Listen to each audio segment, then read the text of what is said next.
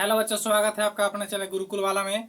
आज की इस वीडियो में एक्सरसाइज को सॉल्व करते हैं, तो आइए देखते हैं। एक्सरसाइज को सॉल्व करने से पहले देख लेते हैं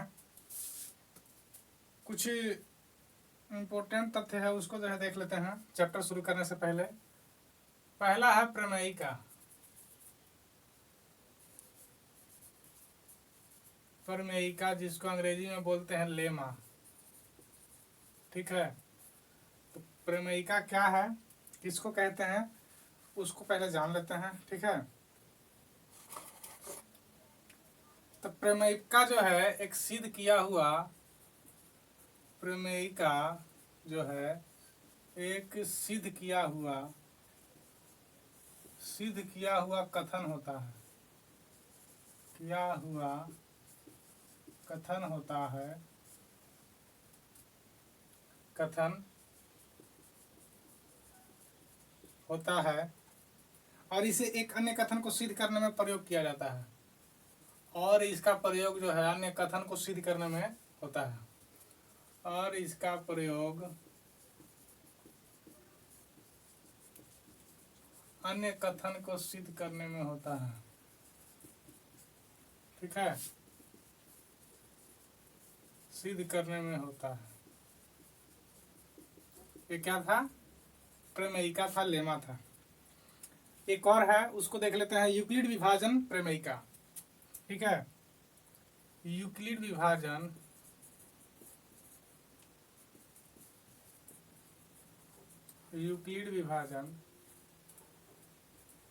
प्रमेयिका, ठीक है। अब इसको देख लेते हैं। जैसे दो धनात्मक पूर्णांक दिया हुआ रहेगा, ठीक है, दो धनात्मक पूर्णांक, ठीक है, ए और बी, इसको कुछ भी मान सकते हैं, ठीक है, A B C D Q, जो मानना है मान सकते हैं, ठीक है। तो दो धनात्मक पूर्णांक ए और बी दिए रहने पर, ठीक है, दिए रहने पर ऐसी अद्वितीय पूर्ण संख्या, ऐसी अद्वितीय पूर्ण संख्या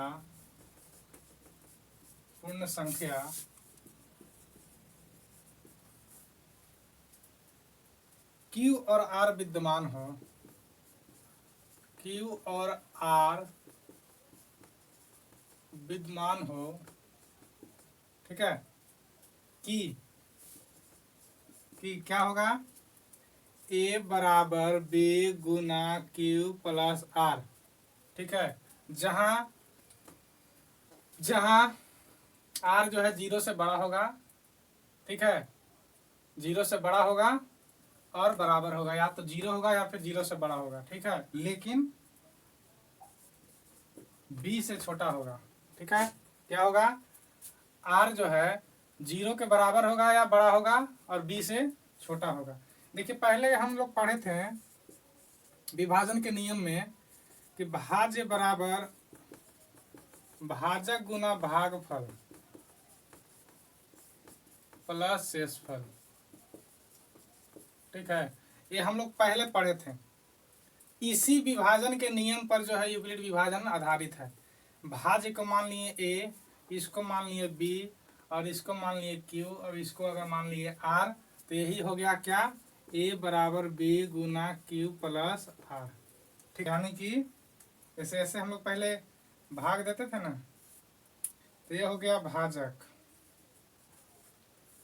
यानी कि बी, ये हो गया भाज यानी कि ए, ये हो गया भागफल यानी कि Q, और ये हो गया शेषफल यानी कि R। क्लियर है? यही है विभाजन प्रमेय का, ठीक है। दो धनात्मक पूर्णांक A और B दिए रहने पर ऐसी अद्वितीय पूर्ण संख्याएं Q और R विद्यमान हो कि जहां A बराबर B गुना Q प्लस R हो, R जो हो यानी कि शेषफल जो होगा वह जो है या तो 0 होगा या फिर 0 से बड़ा होगा, भाजक से क्या होगा, छोटा होगा, क्या होगा, छोटा होगा। यानी कि जो शेषफल होगा वह भाजक से छोटा होगा लेकिन 0 से बड़ा होगा या बराबर होगा। यही है यूक्लिड विभाजन प्रमेय का। ठीक है, अब चलिए एक्सरसाइज को पढ़ते हैं।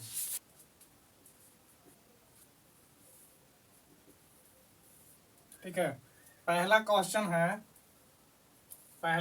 है कि निम्नलिखित संख्याओं का HCF ज्ञात करने के लिए यूक्लिड विभाजन एल्गोरिथ्म का प्रयोग करिए।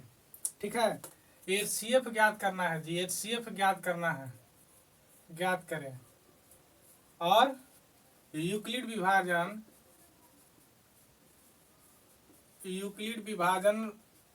एल्गोरिथ्म का प्रयोग करके। ठीक है, यूक्लिड विभाजन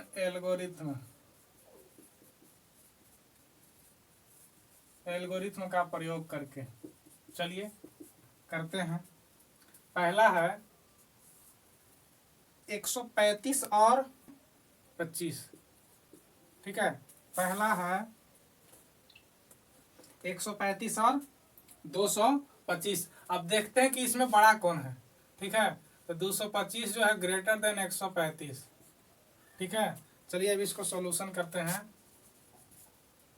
चूंकि ये बड़ा है तो ये हो जाएगा A और ये हो जाएगा B। ठीक है, यूक्लिड विभाजन में क्या बोला कि A और B दिया रहेगा। ठीक है, A और B दिया रहेगा, Q और R आपको ज्ञात करना है। क्या करना है?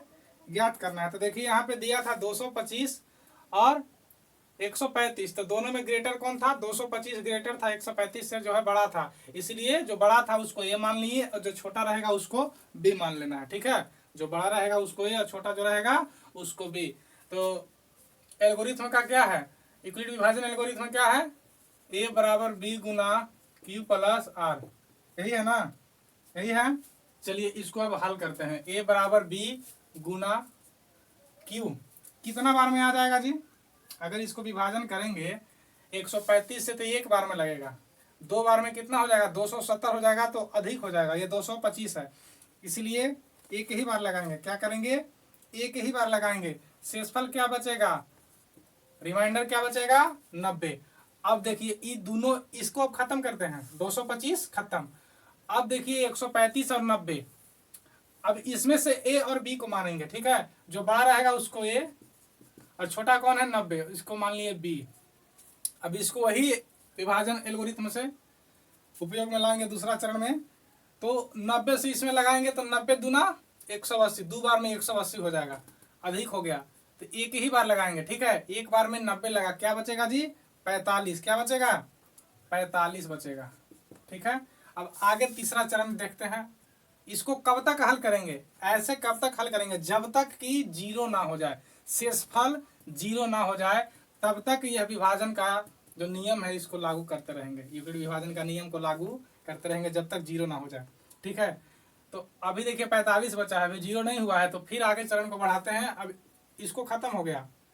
ठीक है, अब ई और इसमें अब ए मानेंगे जो बड़ा रहेगा 90 और 45 को B मान लिए, दो बार में 90 लग गया, क्या बचा? शेषफल 0। अब यहाँ पे स्टॉप कर देंगे। अब यूक्लिड विभाजन एल्गोरिथ्म का उपयोग अब आगे नहीं करेंगे क्योंकि रिमाइंडर 0 आ गया, शेषफल 0 आ गया। ठीक है, शेषफल क्या आ गया? 0 आ गया, इसलिए अब आगे प्रयोग नहीं करेंगे। अब यहाँ पे हम आंसर में लिख देंगे कि HCF 135 और 225 का। ठीक है, A बराबर B क्या आया? जो B आएगा जिससे कि 0 हो जाए, शेषफल 0 हो जाए, भाजक के द्वारा, B के द्वारा शेषफल 0 हो जाए। तो B कौन था? 45, और जिसके द्वारा शेषफल आ गया 0, यानी कि यही 45 क्या हो गया? हमारा HCF हो गया। क्या हो गया? HCF हो गया। ठीक है, HCF 135 और 225 का क्या हो गया? 45 हो गया। दूसरा क्वेश्चन है, वह है 196 और 38,220। 196 और 38,220। अब देखिए जी, इसमें बड़ा कौन है? बड़ा कौन है? 38,220, तो इसको मानेंगे A। क्या मानेंगे? A बराबर 38,220 और B बराबर 196। अब विभाजन का एल्गोरिथम क्या था? A बराबर B गुना Q प्लस आर, ठीक है। ए क्या है 38,220, बी क्या है 196।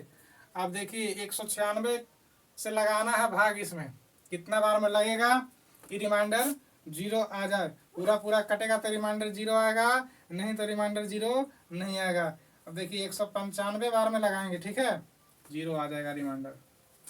195 बार में लगाएंगे तो रिमाइंडर क्या आ गया, जीरो आ गया। तो हम क्या बोले थे, जिस भाजक से, जिस बी से शेषफल जीरो आ जाए, शेषफल जीरो आ जाए, वही क्या होगा, HCF हो गया। यहाँ पे कौन था भाजक, 196 था, बी कौन था, 196 था, तो रिमाइंडर कितना आ गया, जीरो आ गया। इसीलिए यही 196 क्या हो गया, HCF हो गया। यानी कि 38,220 और 196 का HCF बराबर कितना हो गया, 196। चलिए अगला तीसरा क्वेश्चन है 867 और 255। 867 और 255। चलिए इसको सोल्यूशन करते हैं। क्या बोले कि जो बड़ा होगा वो ए रहेगा, जो छोटा होगा वो बी रहेगा, क्यू और आर निकालना है, ठीक है। इसमें बड़ा कौन है, 867, ए बराबर 867 और बी बराबर 255। नियम क्या है, ए बराबर बी गुना क्यू प्लस आर, ठीक है। यानी कि 867 बराबर 255 गुना, अब कितना बार में लगेगा जी, तो 2 तिहाई 600, 3 बार में लगा के देख, यानी कि रिमाइंडर बच गया 102, ठीक है। रिमाइंडर 102, जब तक जीरो नहीं आएगा तब तक हल करते रहेंगे। अब इस दोनों में से जो बड़ा है उसको ए, छोटा है उसको बी। अब ये 255 हो गया, 102 हो गया बी। अब 102 से कितना बार में लाएगा, तो 2 बार में कितना बचेगा, 51 बचेगा। अब भी जीरो नहीं आया, ठीक है, रिमाइंडर अब भी जीरो नहीं आया, फिर आगे हल करेंगे। 102 बड़ा ए था, छोटा 51 था, इसको मान लिया बी। अब 2 बार में क्या आ जाएगा, 51 दूना 102, रिमाइंडर कितना, जीरो। अब देखिए जिस भाजक से, यानी जिस बी से रिमाइंडर जीरो आ जाए, क्या आ जाए, जीरो आ जाए, वही हो जाएगा HCF। यानी कि 867 और 255 का HCF बराबर कितना आ गया, 51। दर्शाएं कि धनात्मक विषम पूर्णांक 6Q + 1, 6Q + 3, 6Q + 5 के रूप का होता है, ठीक है, के रूप का होता है, जहां Q क्या है जी, कोई पूर्णांक है। चलिए इसको सॉल्यूशन करते हैं, ठीक है। आइए देखते हैं सॉल्यूशन का। माना कि ए एक धनात्मक पूर्णांक है, ए एक धनात्मक पूर्णांक है, ठीक है, धनात्मक पूर्णांक है, जहां b बराबर 6, जहां b बराबर 6 होगा, ठीक है। जब हम 6 से a को विभाजित करेंगे, ठीक है, विभाजित करते हैं, ठीक है, 6 से a को विभाजित करेंगे तो क्या आएगा, 0 1 2 3 4 5, यही आएगा, क्या आएगा, यही आएगा। जहां रिमाइंडर जीरो नहीं होगा, सॉरी, रिमाइंडर या तो जीरो होगा या जीरो से बड़ा होगा, लेकिन b से छोटा होगा। क्या होगा, b से छोटा होगा। यहाँ a एक विषम संख्या है, इसलिए शेषफल भी विषम होगा। a क्या है, एक विषम संख्या है। अगर ये बोल दिया है ना, आगे बोल दिया है कि कोई धनात्मक विषम पूर्णांक, ठीक है, a जो है विषम संख्या है, विषम संख्या है, तो शेषफल भी क्या होगा, विषम होगा। शेषफल भी विषम ही होगा, विषम ही होगा, ठीक है। यानी कि a बराबर 6Q + 1, 6Q + 3, 6Q + 5 क्या होगा, ठीक है। यानी कि a बराबर बोल रहा है कि जहां a विषम संख्या है, इसलिए शेषफल भी विषम होगा। तो ए हम माने थे ना, क्या माने थे, माना कि ए एक धनात्मक पूर्णांक है। ये तो ए बराबर बोल रहा है कि शेषफल क्या होगा, विषम ही होगा। तो 6 की प्लस 1 के रूप का भी होगा, 6 की प्लस 3 के रूप का होगा, 6 की प्लस 5 के रूप का भी होगा। है कि किसी परेड में 616 सदस्य हैं, ठीक है। तीसरा प्रश्न है कि परेड में कितना है, 616 सदस्य हैं, ठीक है। किसी परेड में 616 सदस्य वाली एक सेना आर्मी की टुकड़ी को 22 सदस्यों वाले एक बैंड के पीछे मार्च करना है, लगाना है, ठीक है। दोनों समूहों को समान संख्या वाले स्तंभों में मार्च करना है। तो स्तंभों की अधिकतम संख्या क्या होगी जिसमें वे मार्च कर सकते हैं, यानी कि एचसीएफ निकालना पड़ेगा जी, ठीक है।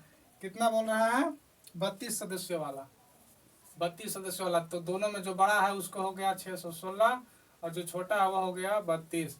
वही ए बराबर बी गुना क्यू प्लस आर से सिद्ध कर देंगे, ठीक है। चलिए सॉल्यूशन करते हैं। ए बराबर बी गुना क्यू प्लस आर से 616 बराबर 32 गुना। अब चलिए देखते हैं कि 32 से कितना बार में लगाएंगे। 19 बार में अगर लगाएंगे तो शेषफल 8 बचेगा, ठीक है। अभी शेषफल 0 नहीं आया, फिर आगे वही नियम लगाएंगे, ठीक है। 32 बराबर 8 गुना 4 प्लस 0, रिमाइंडर कितना हो गया 0। जिस भाजक से, जिस बी से रिमाइंडर 0 आ, एचसीएफ बराबर हुआ 8, यानी कि स्तंभों की अधिकतम संख्या कितना हो गया 8, अधिकतम संख्या 8 है, ठीक है। चलिए आगे देखते हैं। अगला क्वेश्चन बोल रहा है कि यूक्लिड विभाजन प्रमेयिका का प्रयोग करके दर्शाइए कि किसी धनात्मक पूर्णांक का वर्ग, ठीक है, धनात्मक पूर्णांक का वर्ग जो है किसी पूर्णांक m के लिए 3m या 3m प्लस 1 के रूप का होता है, ठीक है। चलिए अब इसको दर्शाते हैं, ठीक है। ये बोल रहा है, दर्शाना है कि a बराबर, दर्शाना है ए स्क्वायर बराबर 3m, ठीक है। वर्ग बोल रहा है ना, इसीलिए स्क्वायर हो गया। किसी धनात्मक पूर्णांक का वर्ग, माना कि कोई धनात्मक पूर्णांक ए है तो वर्ग करेंगे तो क्या होगा, ए स्क्वायर होगा ना। तो ए स्क्वायर कौन सा रूप का है, तो 3m या 3m प्लस 1 के रूप का है, 3m के रूप का है या 3m प्लस 1 के रूप का है। चलिए इसको सॉल्यूशन करते हैं। माना कि ए धनात्मक पूर्णांक है जहां b बराबर कितना होगा, b बराबर 3, तो r बराबर क्या होगा, r बराबर क्या होगा 0 1 2, क्योंकि r जो है वह 0 से बड़ा होता है, बराबर होता है, लेकिन b से छोटा होता है, ठीक है। b 3 है तो 3 से छोटा कौन कौन होगा, 0 1 और 2 होगा। चलिए आगे देखते हैं। a बराबर 3 क्यूब प्लस 0, पहला 0 है ना, 3 क्यूब प्लस 0, दूसरा 3 क्यूब प्लस 1, तीसरा 3 क्यूब प्लस 2, यही होगा ना। अब आगे इसको हल करते हैं, ठीक है। आगे स्टेप इसको बढ़ाते हैं। तो क्या बोला, ए स्क्वायर बराबर ए स्क्वायर, अब इसको स्क्वायर करेंगे 3 क्यूब प्लस 0 का स्क्वायर, ठीक है, 3 क्यूब प्लस 1 का स्क्वायर, ठीक है, 3 क्यूब प्लस 2 का, क्योंकि बोला था धनात्मक पूर्णांक का वर्ग, इसलिए स्क्वायर कर रहे हैं ना, ठीक है। अब आगे इसको स्टेप बाय स्टेप हल करते हैं, ठीक है। ए स्क्वायर बराबर ये कितना हो जाएगा 9 क्यू स्क्वायर, बाकी 0 से सब खत्म हो गया। अगला क्या बचेगा 9 Q square plus 6 Q plus 1, ठीक है। ये क्या बचेगा 9 Q square plus 12 Q plus 4, यही बचेगा, ठीक है ना। चलिए आगे स्टेप बढ़ाते हैं। ए स्क्वायर बराबर ये हो गया 9 Q square, 9 Q square plus 6 Q plus 1, ये हो गया 9 Q square plus 12 Q, plus 3 plus 1। ठीक है, आगे बढ़ाते हैं। ए स्क्वायर बराबर, अब देखिए जो जो कॉमन हो रहा है उसको कॉमन कर लेते हैं। ठीक है, 3 कॉमन करते हैं तो ये हो जाएगा 3 क्यू स्क्वायर। इसमें 3 कॉमन करते हैं तो ये हो जाएगा 3 Q square plus 2 Q plus 1।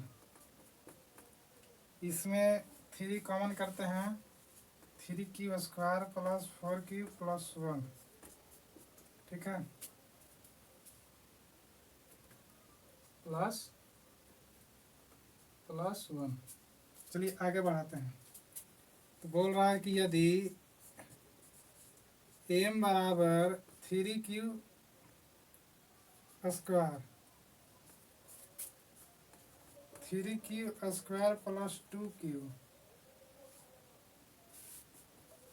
3 Q square plus 4 Q plus 1 हो तो हम पाएंगे क्या पाएंगे जी? ए स्क्वायर बराबर 3m प्लस 1 3m प्लस 1। भैया अब देखिए अगला क्वेश्चन देखिए बोल रहा है वही सेम है, यूक्लिड विभाजन प्रमेय का प्रयोग करके दर्शाइए किसी धनात्मक पूर्णांक का घन, उसमें वर्ग था, इसमें हो गया घन। 9m प्लस 1 9m प्लस 8 के रूप का होता है। यानी कि इसमें दर्शाना है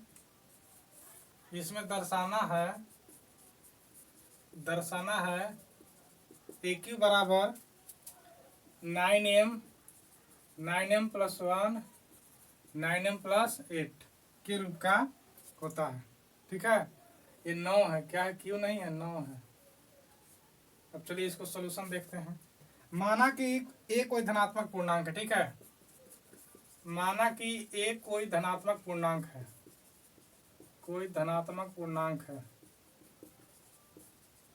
ठीक है, ये क्या है? कोई धनात्मक पूर्णांक है। यूक्लिड विभाजन प्रमेय से क्या हो जाएगा?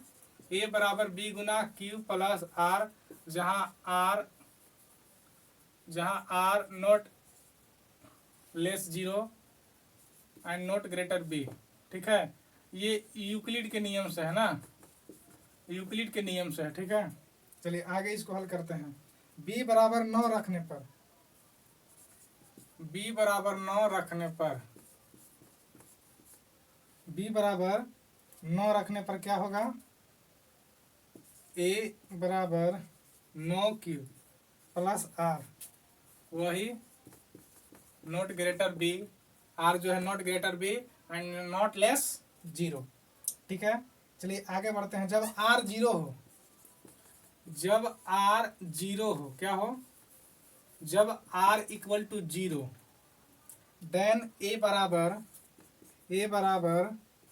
9 क्यू प्लस 0 यानी कि 9 क्यू, फाइनली 9 क्यू। ठीक है, जब r इक्वल टू 0 तो ए बराबर 9 क्यू प्लस 0 यानी कि 9 क्यू। ठीक है, देन ए क्यू बराबर 9 क्यू का होल क्यू। अब इसको अगर आगे एक्सपेंड करते हैं, 9 81 क्यू या 9m, जहाँ m बराबर 81 क्यू। ठीक है, अब जब r इक्वल टू 0 था तो ये आया था। अब r इक्वल टू 1 जब होगा तो a बराबर 9 Q plus 1 then A Q बराबर 9 क्यू प्लस 1 का होल क्यू एंड आगे एक्सपेंड करते हैं तो 81 क्यू का whole Q plus 27 Q square plus 3 Q plus 1। ठीक है, अब आगे इसको हल करते हैं। 9m प्लस 1, जहाँ m बराबर 81 Q plus 27 Q square plus 3q हो। इतना समझ आया? चलिए अब आगे देखते हैं। अब देन r बराबर 2 मानते हैं। r इक्वल टू 0 माने तो क्या आया? ये आया। r इक्वल टू 1 माने तो ये आया। अब आगे r इक्वल टू 2 मानते हैं, ठीक है। जब r इक्वल टू 2 मानते हैं अगर, तो क्या होगा? a बराबर 9q plus 2 then aq 9q plus 2, क्योंकि r बराबर 2 माने, रिमाइंडर 2 माने ना, इसलिए। अब आगे इसको एक्सपेंड करते हैं। aq बराबर 9q प्लस 2 का होल क्यू। आगे हल करते हैं। 81q plus 54q square plus 12q plus 8, 9m plus 2, जहाँ m बराबर क्या है? 81q plus 54q square plus 12q है, ठीक है। क्या है? 12q है। m बराबर इतना है तो 9 के 9 हो गया। m बराबर क्या है? इतना है तो 9 के 9 हो गया। m बराबर इतना था तो m हो गया। 8 का घनमूल कितना होगा? 2। क्या होगा? 2 होगा। 2 का घन 8 और 8 का घनमूल 2। यानी कि फाइनली क्या आया? फर्स्ट में आया था हम लोग को 9m, रिमाइंडर क्या था? 0। सेकेंड में क्या आया था? 9m प्लस 1, जब r बराबर क्या माने थे? 1। फिर थर्ड में क्या आया? 9m प्लस 2, जब r बराबर क्या माने? 2। क्लियर है? आंसर। उम्मीद है कि यह चैप्टर जो आप लोग को बहुत अच्छे से समझ में आया होगा। किसी भी प्रकार का कोई दिक्कत है तो कमेंट लिखिए, कमेंट में आपको जवाब देंगे। पढ़ते रहिए, बढ़ते रहिए। फिर मिलते हैं नए वीडियो में नए चैप्टर के साथ।